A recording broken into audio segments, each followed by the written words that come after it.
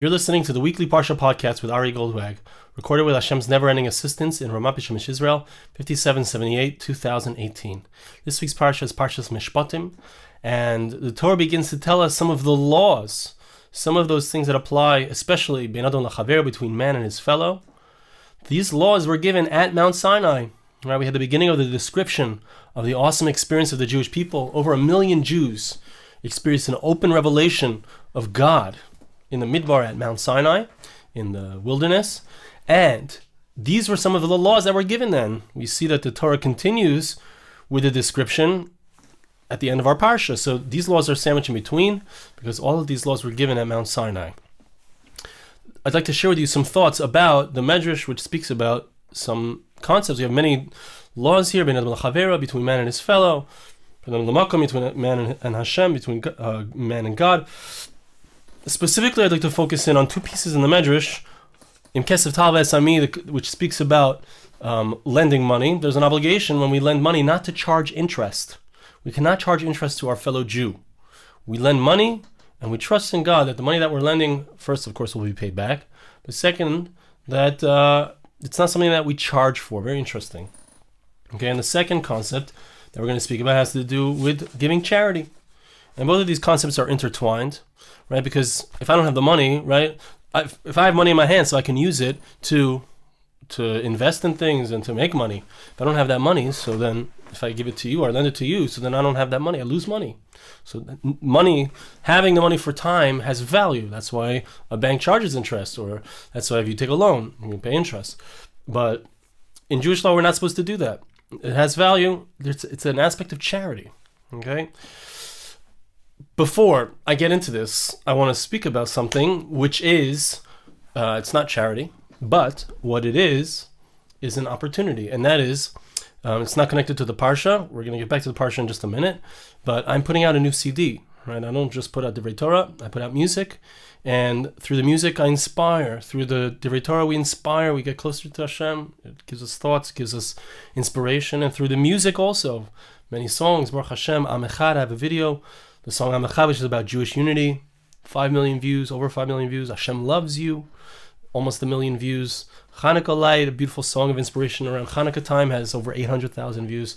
And numerous other videos and songs that I incorporate amazing messages, spiritual messages. And I have a new album, brand new album, arigoldwag.com/new album. You can check it out there. And there's some previews of the album. And there's an opportunity for everyone to be involved in the album at different levels, get different prizes. And part of what I'm going to say, part of what we're going to see here is that giving tzedakah, giving charity, or lending money without interest has to do with a recognition of the fact that we're all part of one whole. We're not just by ourselves.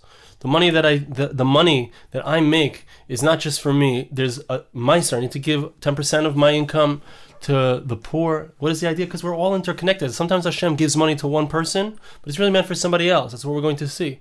And sometimes Hashem gives, like Hashem blessed me with talent. I have amazing songs. Baruch Hashem. I don't take the credit for it. I just happen to be rich, so to speak, in music. So Hashem gave me that talent, and I need to share that with all of you. And it's only possible if those who are listening to the music are also sharing and recognizing that there's a tremendous expense. To make an album is $70,000 to $80,000. So just wanted to give you guys a heads up about that. Now, back to the Divrei Torah. Okay, so Davar Acher. Medrash says like this: Im Kesef Tal V'Esami. If you shall lend money to my nation. If somebody gets rich, and the way that he gets rich is by collecting interest. He takes a lot of interest, and he makes a lot of money that way. So Hashem will gather it up. Hashem is referred to as the one who has compassion upon the poor. Hashem will gather the money. What does that mean? Yesh Adam Shehu Asher. The Medrash gives us an analogy that this pasuk is referring to somebody like this, somebody who's rich.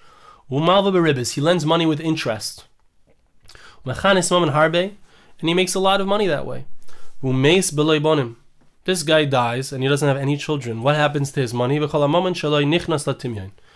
money that he had all goes to the government. The government collects the money. What is the money then used for? What does the king do with that money? He builds bathhouses and public places and platforms and bathrooms, and it ends up being of service to those who are poor. In the end, the person thinks that they're going to make a lot of money and they're going to charge interest to those who are poor. And in the end, what does he get? The money ends up in the hands of those who he didn't give his tzedakah, he didn't give his charity to, or he took interest from. Davar Acher, the Medrash says another thing. This is a reference to Esau, the evil one, that he would lend money with interest. Right, so he charges, Esav here is, I believe, a reference not just to Esav, to Esau himself, but a reference to Edom, the Umas Ha'olam, the nations of the world. And the nations of the world, so there's no prohibition from collecting interest. But despite that, there still is an aspect in the Torah's view of rishus, of negativity in such a thing. Okay? Lomi umachnes kol mammon liYisrael. That's the Medrash, an amazing thing. To whom is he taking all of this money? For whom is he actually going to end up taking this money? LiYisrael, for the people of Israel. Shenemer l'choinen dalam. The verse says, for the one. Esav is referred to in this verse as the Rasha, the evil one who's making lots of money with interest. L'choinen dalim. Hashem is referred to as a choinen dalim, as the one who has compassion on the poor. So it means it's going to, who does God have compassion on, and where is the money going to go to? The people of Israel, the Jewish people. The verse in Ezekiel chapter 39, which I believe is speaking about the times of Mashiach, when the Messiah arrives. So what's going to happen is those who had taken the booty, had taken all of the money from Klal Yisrael, the Romans, when they destroyed the temple, they took all of the vessels of the temple, the gold and the silver, etc. So all that stuff that was looted from the Jews, the Nazis, they took all of the valuables of the Jewish people, right? All that stuff will be returned. We will loot those who looted us, so to speak. It will come to a point where there will be a repayment, taking back of what's rightfully theirs. Similar to what happened in Egypt, where the Jews walked out of Egypt with tons of gold and silver, which was rightfully theirs. They had worked for many, many years without getting paid, for hundreds of years. And therefore, God warned the Jewish people, or exhorted the Jewish people, that they should not go and lend money with ribis, with interest. Interesting. So that others should not end up getting the Jewish people's nechasim, their property. Okay, so really, what the Medrash is telling us here is an amazing thing. What does that mean? Hashem says, don't take interest so that others don't end up taking your stuff. What's the idea here? So the idea clearly is that if I take interest, basically what I'm doing is I'm taking something that's not mine. I'm taking his money. He borrows money from me. Him paying me back more money is me stealing. It's a type of stealing. I'm taking something that belongs to him. And ultimately, that thing will be taken away from me. It goes back to where it was taken from. Just like the rich man who took interest from all of the poor people, he dies without children. The money ends up being used on behalf of those who are poor. So HaKadosh Baruch Hu, Hashem, has a specific address for this money. For some reason, it comes through this person and ends up and it's supposed to end up in the hands of somebody else. It looks like he earned it, but really, it's not meant for him. It's meant for somebody else. It's meant for the poor person. Very interesting medrash. So the Jewish people are exhorted, don't take interest. Don't take the money that's not yours, because you're going to lose it anyway. It's not worth it. It's not kedai. Okay. That's the first piece in the medrash that I wanted to share with you. Other piece is over here. At the end, this piece was in Yud Aleph of Parsha Lamed Aleph, and this one is at the end of Parsha Lamed Aleph in Yud Zayin, number 17. Okay. Now it says like this: There was a story of a person who used to take off his tithe. He would take off 10% of his income, as is supposed to be done. 10% of his wheat, of his crops, actually it's talking about here. And he had one field. And it would produce 1,000 times. Meaning he would plant, as the Yosef explains, he would plant 100 seeds, let's say, or 100 something that was meant to produce 100, and it would instead produce 1,000. Very interesting. Why would it produce so much? Why would it produce more, 10 times more? So what was the reason? So the Medrash hints to it at the beginning. We're going to see that this is the bottom line of it. But because he was giving, it doesn't say this explicitly, but I'm saying pshat in this. Because he was giving meiser, because he was giving 10% of his crops to the poor, to tzedakah, to charity, so therefore a blessing came upon his field, and instead of only producing 100, it produced 1,000. When a meiser misparnes hu v'nevesai, and from the other 900 measures, so he and his family got parnasa. They got the money. They got that which they needed. Either they would sell it or they would eat it, whatever it was. B'shas p'tirasai, when he was about to pass on, to die. He called out to his son, and he said to him, meaning he called his son in, and he said to him, he said to him, my son, pay attention to this field. This is how much it makes. It produces 1,000 measures. Give 100 of those measures to meiser, to the tithe. And he's not explicit here. He just says, this is the field that gave me my parnasa, gave me my livelihood for all of my life. But he's hinting not just that the field was that which gave him parnasa, but that the meiser was what caused him to have parnasa, to have that livelihood. Okay, his son didn't really hear this. When he passed on from the world, so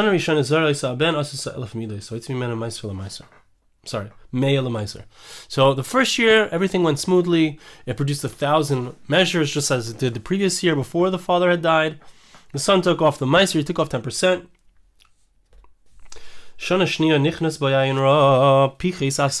What happened in the second year is that the son, said to himself, why am I'm giving so much tzedakah? So much money. It's crazy. What am I doing? So he took off, instead of giving 100 portions, 100 measures, he gave 90. It says, as an explanation why he gave 90, as a result of the fact that he gave only 90 to tzedakah, the following year, it only produced 900. Each year, he gave 10 less. In the end, he was giving 1. Or maybe, he gave 10 less. He started the first year giving 100, then 90, then 80, until he got to giving 10. He didn't notice the pattern, this guy. He didn't get it. That because he was giving less tzedakah, less charity, his field was producing less. When his relatives saw this, they got up and they wore white clothes, which was actually fancy clothes. They got into their Shabbos clothes. They came in to speak to him. He said to them, you must have come to make fun of me. You guys are all dressed up like it's a party. Here I am. I used to have 1,000 measures. Now I only have 100. You guys are coming in to make fun of me in your Shabbos clothes. You're making a party. They said to him, no, heaven forbid. They said, no, we have come to rejoice with you. Very interesting what they say to him. It used to be that you were the balabais, that you were the one who was collecting the money, the big money, and Hashem was the one who was the kohen. The kohen is the priest. He's the person that you need to give your tithe to. So you used to give him 100, and you used to keep 900, like our father did. But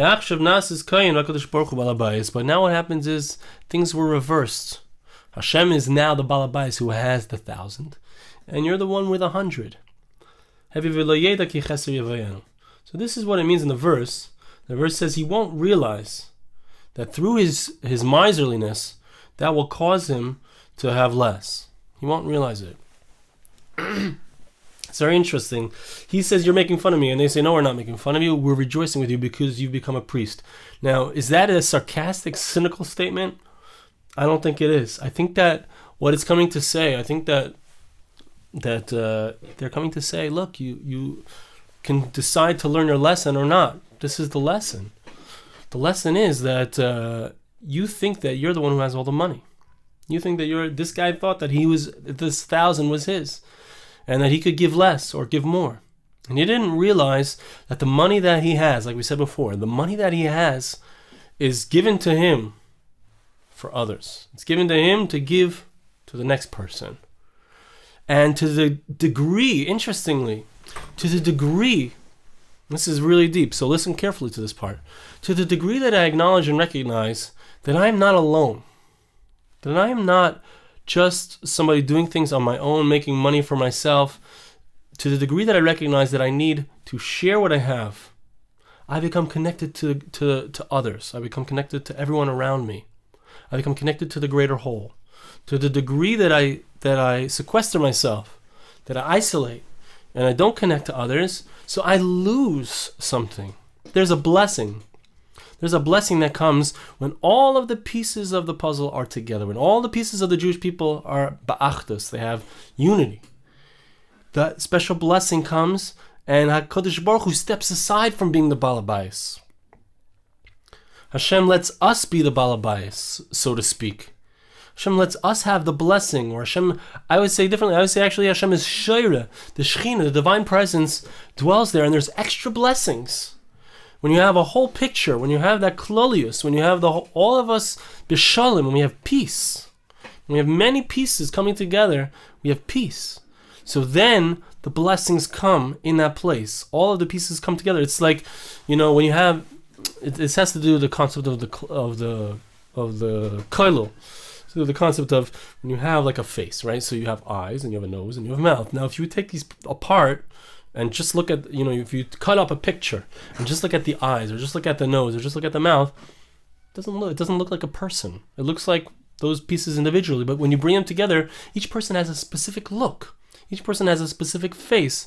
That's the combination of all of these features. The mouth, for me, a beard, ears, hair.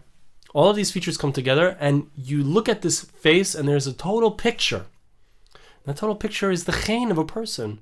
Each person, has their look, has the, when you look at the person, you feel a certain thing. You associate it with it. There's that whole picture. When you have the whole picture, there's something magical that happens when all the pieces come together. That's when a person gives tzedakah, when a person gives charity, when a person does not charge ribis, when he doesn't charge interest, he recognizes that it's not him. It's not just me. I'm not by myself. I'm not all alone. I'm connected to all of you.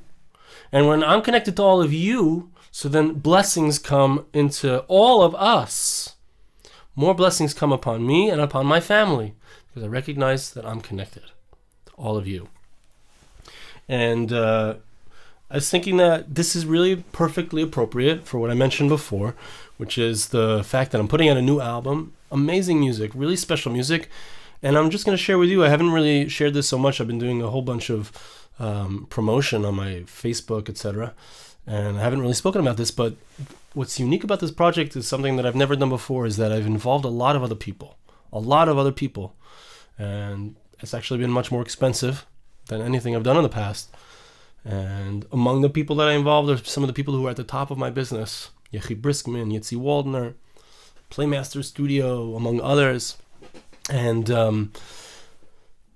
why am I sharing this on the Dvar Torah? Why am I sharing this in the middle of of my Parsha podcast? And the answer is because, like I said before, this is both of these things. My Torah that I share, the music that I share, these are who I am. These are my shlichus in the world. This is what I'm here to do. And I'm connected to you. I'm sharing with you. And so, because I'm connected to you, Hashem sends me I get more blessings. I get more songs. I get more things to inspire myself and inspire you. And it's important that the people who are receiving also acknowledge that they're connected to the person who's giving. It's important that those who listen to the music also step up and join in to the music. And that's what the opportunity of my crowdfunding is, to be part of it and to show that, it costs a lot of money. Let's cover this together. So I encourage you, go now, arigoldwag.com/new album, and choose from the different packages there. There's lots of different rewards you get, secret bonus tracks, all kinds of cool things. Get your name in the thank yous. You can dedicate a song. I'll compose a song for you. Go there and choose a reward and take part. Listen to there's samples of the new album, and there's some fun videos there. Thank you so much. So I want to bless you, and Hashem should bless me and all of us, that we should be zeicha, we should merit it, to recognize the opportunity that we have when it comes to giving tzedakah, when it comes to giving charity, when it comes to lending money, shaloi beribis, not with interest. The recognition, Hashem should help us to have that recognition that we are all intertwined, we're all interrelated, we are all connected. Hashem should help us to receive those blessings that come when we indeed recognize that fact. Thank you so much for listening. Have a wonderful Shabbos. This podcast was made possible through the gracious donations of listeners like you. For more podcasts like this, please visit www.arigoldwag.com or search on iTunes Ari Goldwag.